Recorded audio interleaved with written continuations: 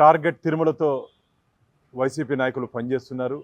ఉద్దేశపూర్వకంగా తిరుమల తిరుపతి దేవస్థానాల పవిత్రతని దెబ్బతీసే విధంగా, దిగజార్చే విధంగా వారి వ్యవహార శైలి ఉంది. గోశాల నుంచి గోవిందుడి వరకు అసత్య అబద్ధపు ప్రచారాలతో భూమన కరుణాకర్ రెడ్డి గారు గత ఏడాదిగా తిరుమల ప్రతిష్టతని దిగజార్చే విధంగా వారు వ్యవహరిస్తున్నారు.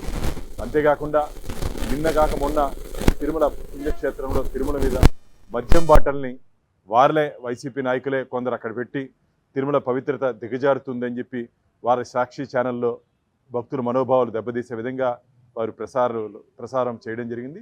దీన్ని తిరుమల తిరుపతి దేవస్థానాలు తీవ్రంగా మేము ఖండిస్తున్నాం. వీరి మీద క్రిమినల్ చర్యలు తీసుకోవాలని చెప్పి మేము డిమాండ్ చేస్తున్నాం. ఈరోజు దాంట్లో సంబంధం ఉన్నటువంటి సాక్షి ఫోటోగ్రాఫర్ని, అలాగే వైసీపీ నాయకుల్ని సాక్ష్యాధారాలతో పోలీస్ అధికారులు వారిని అరెస్ట్ చేయడం జరిగింది. దీని వెనకాల నుండి వ్యక్తులు, శక్తులు చేయించింది ఎవరు, పెట్టించింది ఎవరో ఈరోజు ప్రజలందరికీ తెలుసుకున్నారు, భక్తులందరూ తెలుసుకున్నారు.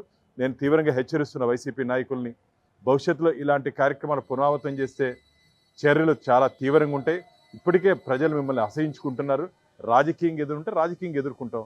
మీరు భగవంతుని అడ్డం పెట్టుకునేసి ఇలా దిగజారుడు రాజకీయాలు చేయడం మంచిది కాదు. కాబట్టి కబడ్దార్ జాగ్రత్త. భవిష్యత్తులో తిరుమల తిరుపతి దేవస్థానాల పవిత్రతని దిగజార్చే విధంగా మీరు వ్యవహరిస్తే జరగబో పరిణామాలు చాలా తీవ్రంగా ఉంటాయని చెప్పి నేను వైసీపీ నాయకుల్ని తీవ్రంగా హెచ్చరిస్తున్నా. అంతేకాకుండా దీని వెనకాల ఇంకా అదృష్ట శక్తులు కొన్ని ఉన్నాయి. ఎవరు చేశారో, ఏ స్థాయి వ్యక్తి ఉన్నా సరే, తాడేపల్లి ప్యాలెస్ నుంచి ఆదేశాలు వచ్చినాయా, లేకపోతే తిరుపతిలో ఉన్నటువంటి కరుణాకర్ రెడ్డి గారి దగ్గర నుంచి ఆదేశాలు వచ్చినాయా, తొందరలోనే శ్రీవారి భక్తులకి పూర్తి ఆధారాలతో పాటు మేము శ్రీవారి భక్తుల ముందు పెట్టబోతున్నాం. Local to global news at your fingertips. మీ చేతిలో ఒక ఆయుధం. డౌన్లోడ్ రా TV app. Media legend Ravi Prakash is back.